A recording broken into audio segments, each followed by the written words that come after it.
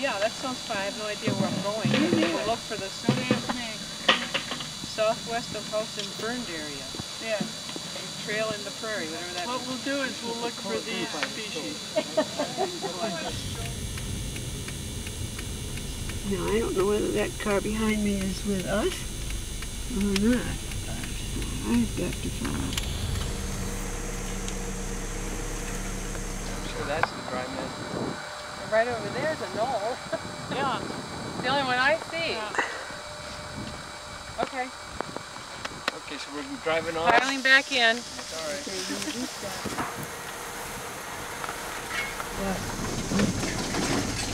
Here, now, look at all that you're looking at. That's seeds.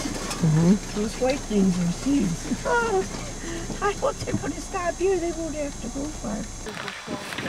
Why don't you do bushwalk for a change? Well, now you're going to have to label your fields. All right. Your fields then, aren't you? You're going to separate? Oh, yeah. This morning we've got a group of volunteers that we've been told to collect 3 different varieties. One a goldenrod. Here we go. It's called a showy. It comes up and it has a nice little flower at the top. And now these are of course seeds that we're going to collect. We're also collecting round-headed bush clover. I don't see one real present here, and we're also collecting thimbleweed.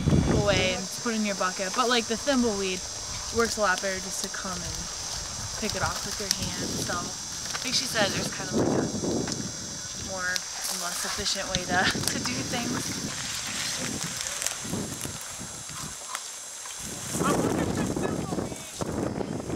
Unhook it. She's done this a lot. She knows what she's doing. About 8 years of it. So showy and showy goldenrod and round-headed bush clover. It's a potentilla, and the unique way about collecting it is that you got to use nippers here, and then you clip them off because the seeds will come out. And I'll show you. It's one of my favorite ones to collect. And then when you got to put it in your bucket if you're collecting it. But if you can see my hand here, you dump it over. There's just hundreds and hundreds of little seeds that come out of it. It's a legume. We cut it off, and sometimes the seeds will just fall right out of there. One little seed in there. Lespedeza capitata. Yeah, this is goldenrod called showy. Comes up with a nice little bloom in the summer, and then it turns into seeds. Yeah, it's a beautiful goldenrod flower. Probably one of the prettier ones, I think. The ripeness of the seed, so that determines when you pick it. You want it when it's ripe, so it's fully mature, and then you need to dry it. So if you don't dry it properly, the seed will mold.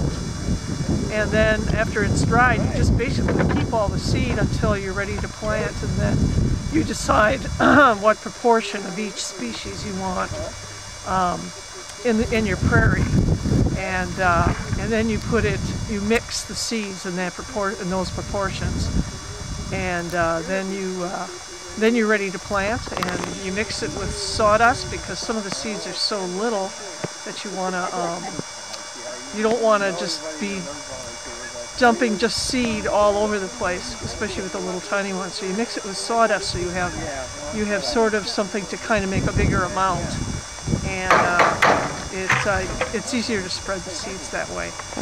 Well, these are the drying racks that the seeds are put into when they first come in from the field. They're spread out here and in trays, and each tray is identified what species it is, all in these separate trays. And then these trays, there's what, 6 of them, are on this rack, which is on wheels. And on a sunny day, they wheel this out into the sunshine and set the trays out so they're each separate, so that the sun can get to each tray very easily.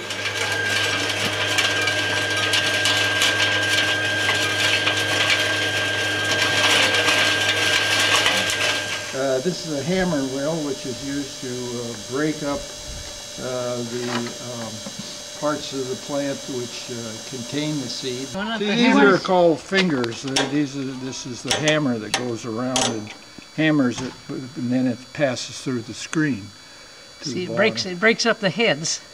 Yeah, and the seeds fall down there, and we catch them in the pail underneath.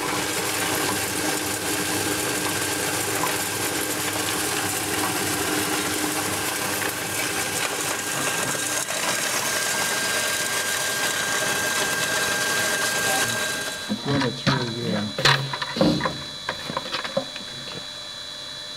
But this light stuff, you see, this is just. It really isn't packed, is it?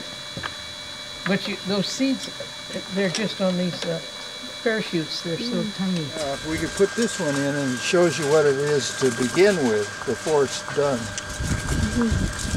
That's what it started out with. This is what it ends up like.